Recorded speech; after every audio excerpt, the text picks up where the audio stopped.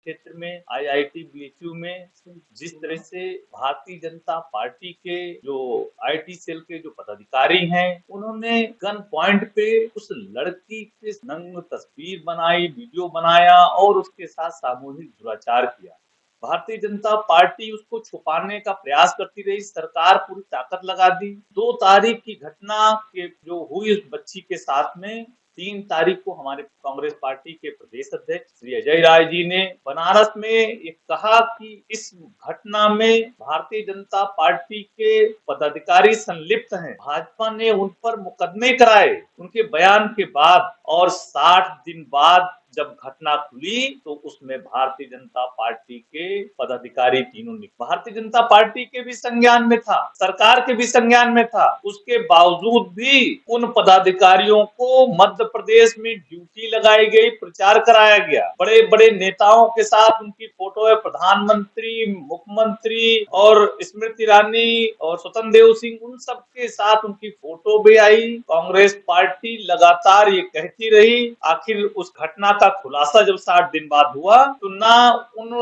अपराधियों को मीडिया के सामने भी नहीं पेश किया गया, ना वो उनका रिमांड लिया गया, ना उस पिस्टल जो गन पॉइंट लगा के उस बच्ची के साथ दुराचार हुआ उस पिस्टल को भी बरामद नहीं किया गया। हमारी कांग्रेस पार्टी की मांग है कि प्रधानमंत्री और मुख्यमंत्री जी को माफी मांगनी चाहिए। इस उत्तर प्रदेश की महिलाओं से, बेटियों से उनका जो नारा था बेटी पढ़ाओ बेटी बचाओ, वो उल्टा हो गया। भारतीय जनता पार्टी के नेताओं से बेटियों को बचाने का अभी उनको नारा देना चाहिए, क्योंकि अभी हाल ही में घटना और सामने अभी सजा हुई उनके विधायक को, दुद्धी में जो विधायक था उसने 14 में एक नाबालिग बच्ची के साथ दुराचार किया था। उसके बाद 2 बार भारतीय जनता पार्टी ने उसको एमएलए लड़ाया। इस सबसे मतलब भारतीय जनता पार्टी के नेताओं से बेटियों को बचाने की मुहिम उत्तर प्रदेश के लोगों को अब चलानी चाहिए। उस क्षेत्र में ऐसा जघन्य कृत्य ये कतई भी किसी को भी ये जो है इसको इमेजिन नहीं कर सकता है। और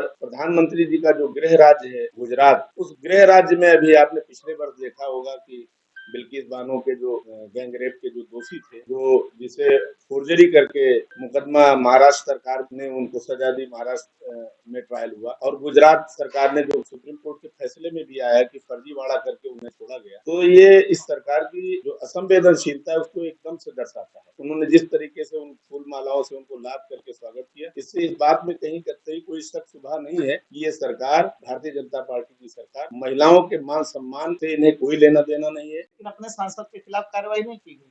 किसानों को लखीमपुर में रौंदा गया। आशीष मिश्रा आज भी गृह राज्य मंत्री, आशीष मिश्रा के पिताजी अजय मिश्रा जी आज भी गृह राज्य मंत्री।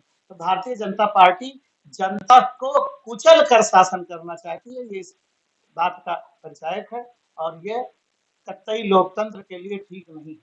ये लोग तानाशाही सरकार चला रहे, कांग्रेस भर्त्सना करती है, मांग करती है कि इन सरकारों को बर्खास्त और तो अब ये देखिए जितना भी डिले हुआ है 60 दिन का, 58 दिन का, ये डिले कब हुआ है? ये डिले तब हुआ है जब आपके पास 3 को घटना हुई और 5 और 8 को सीसीटीवी फुटेज थी। लड़की ने फुटेज की शिनाख्त कर ली, घर वालों ने फुटेज की शिनाख्त कर ली, उसी दिन किया था ये चीज, किसने किया? लेकिन वही चीज जैसे कि भी सबने बताया कि भारतीय जनता पार्टी हमेशा से बड़े लोगों का, अपराधी लोगों का संरक्षण करती आई है और आगे भी करती रहेगी। सारे उदाहरण आपने देखे, पहले भी देखे किस तरह से फर्जी एनकाउंटर्स हो रहे हैं। इस बार भी विनोद उपाध्याय का था, 35 के ऊपर थे, किसी भी केस में कन्विक्टेड नहीं था।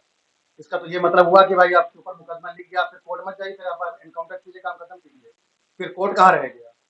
वही घटनाएं जो होती है देश में तो हम आपके ही माध्यम से जान पाते हैं।